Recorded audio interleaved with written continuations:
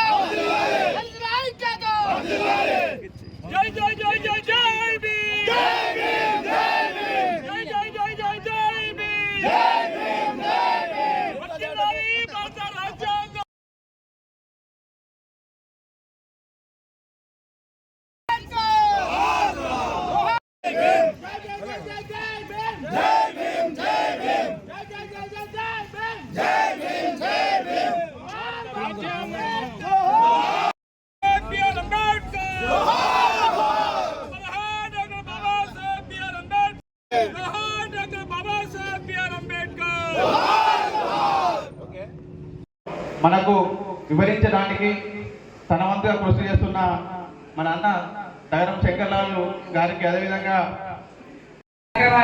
రాజ్యాంగ స్తూపాన్ని కాటారం మండలంలో ఆవిష్కరించుకుంటున్నాం కాబట్టి అందరికీ కూడా శుభాకాంక్షలు తెలియజేస్తా ఉన్నాను.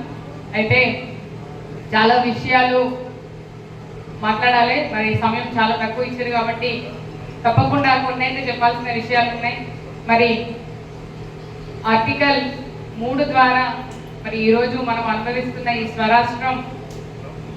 స్వరాష్ట్రంలో ఎన్నో గొప్ప కార్యక్రమాలు చేసుకున్నాం. మరి ఎన్నో హక్కులు, అలాగే ఈరోజు వేదిక మీద నేను కూర్చున్నానంటే ముఖ్యంగా రాజ్యాంగంలో పొందుపరిచినటువంటి మహిళా హక్కులు కావచ్చు, ఎడ్యుకేషన్కి సంబంధించిన హక్కులు కావచ్చు, మరి ఈరోజు రాజకీయ పరంగా ఉన్నటువంటి హక్కుల వల్లనే ఈరోజు నేను ఇక్కడ కూర్చున్న విషయాన్ని గర్వంగా తెలియజేస్తా ఉన్నాను. మరి శంకర్లాల్ మరి వేదిక పైన ఉన్న పెద్దలందరూ, వారితో పాటు కృష్ణారెడ్డి గారు మాజీ మార్కెట్ కమిటీ చైర్మన్, వారు కూడా రావడం జరిగింది. మీ అందరికీ హృదయపూర్వకంగా నమస్సుమాంజలు. చాలా తక్కువ మంది లీడర్లు ఆబ్సెంట్ ఉన్నారు. ఇవాళ మలార్ మండలంలో చాలా తక్కువ మంది ఉన్నారు. మరి మాదేపూర్లో లీడర్లు రాలేదు. నిజంగా ఇవాళ మీరు కాంగ్రెస్ ఏతర పార్టీలో, బీఆర్ఎస్ పార్టీలో ఉండడం 14 నెలల తర్వాత ఏ గుండె చప్పుడు విన్నా, ఏ గడపలో విన్నా చాలా మంచి పని చేశారు, మీరు కాంగ్రెస్కు పోలేదు, కాంగ్రెస్ దిక్కు చూడలేదు అనేది వాళ్ళు ఎక్కడైనా వింటా ఉన్నారు. మరి మీరేమో ఏదైనా మీటింగ్ పెడితే ఆటోలు పెడితేనే వస్తాం, వెహికల్ పెడితేనే వస్తాం అని ఇంకా లీడర్లు కూడా రాకపోవడం నిజంగా ఇది దుర్మార్గం, దౌర్భాగ్యం. కనుక లీడర్లు ఇప్పటికైనా ఏదైనా మీటింగ్ ఉంటే ముందు వరుసలో ఉండి కార్యకర్తలు, నాయకులను 4 సార్లు ఫోన్లు చేసి పిలిచి తీసుకొచ్చి మీటింగ్లను సక్సెస్ చేయించుకోవాలి. ఈ మీటింగ్ సక్సెస్ అయితే మీకు గ్రామంలో విలువ పెరుగుతుంది. రేపు రాబోయే ఎన్నికల్లో అయినా మీకు కుర్చీలు వస్తాయి. మా కుర్చీలు అయితే ఇప్పుడు సంవత్సరం దాకా వచ్చే అవకాశం లేదు. కనుక ఏదైనా మీటింగ్ ఉన్నదంటే నాకేదో పని ఉన్నదని, నేను ఇప్పుడే వస్తా అని పోయే నాయకులు ఇంకనైనా దయచేసి అయితే ఆనాడే నిజంగా ప్రజలకు నిజమైనటువంటి స్వేచ్ఛ, స్వాతంత్రం వచ్చినట్టుగా భావించవచ్చు. మీరెవరిని ప్రశ్నించినా ఆన్సర్ చెప్పలేనటువంటి పరిస్థితి.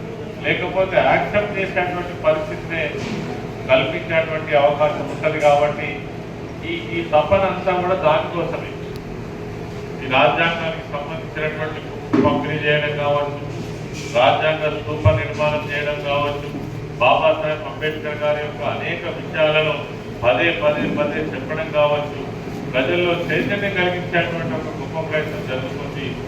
ఇది కూడా ఎప్పుడు మనకు స్వాతంత్రం వచ్చి రాజ్యాంగం నిర్మాణం జరిగి 75 సంవత్సరాల తర్వాత కూడా మన రాజ్యాంగం కోసం ఇంకా ప్రజల్లోకి తీసుకుపోయేటువంటి ఒక ప్రయత్నం జరుగుతుందనంటే ఇది ఎంత బాధాకరమో మనం ఒక్కసారి ఆలోచన చేయవచ్చు. నిజంగా ప్రభుత్వాలకి చిత్తశుద్ధి ఉంటే రాజ్యాంగంలో ఉన్నటువంటి అనేక విషయాలను ఏదో వకీల్ సాములు మాట్లాడో, లేకపోతే పార్లమెంట్లో కొంతమంది నాయకులు మాట్లాడు, శాసనసభలో ఏవైతే రాజ్యాంగాన్ని అవసరం వచ్చినప్పుడు ఆ ఆర్టికల్స్ చూపించి మాట్లాడడం తప్ప అసలు ఇంకా తెలుసుకునేటువంటి ప్రయత్నం చేయడం ఏదైతే ఉందో నిజంగా చాలా బాధాకరం. ఈరోజు ఇదివరకు ఉన్నటువంటి ప్రభుత్వాలు దిక్కుతో తల వంచుకోవాల్సినటువంటి తల తీసుకోవాల్సినటువంటి అవసరం అయితే ఉందని ఈ సందర్భంగా మనం చేస్తాం. దీని వెనుక ఒక కుట్ర కూడా మనకు కనబడతాం. ఎప్పుడైతే రాజ్యాంగంలో ఉన్నటువంటి అనేక విషయాలు ప్రజలకు అర్థమైనప్పుడు, తెలిసినప్పుడు వీళ్ళు మమ్మల్నే ప్రశ్నిస్తారు కదా అనేటువంటి ఒక కుట్ర మాత్రం దాగున్నదని ఖచ్చితంగా చెప్పచ్చు. అందుకే దాన్ని బయలుపరచడం కోసం, దాన్ని తెలియజెప్పడం కోసం నేను ఇందుకే అక్కడ ఇంతకుముందు మనం వెళ్ళిన సూరారం విలేజ్ అని చెప్పినాం. అటువంటి సమయం నుంచే రాజ్యాంగం పట్ల ఎవరైతే విద్యార్థుల నుంచి ఒక అవగాహన ఎందుకు కలగదు అనేటువంటిది ఆలోచన మాత్రం నాకు వచ్చింది.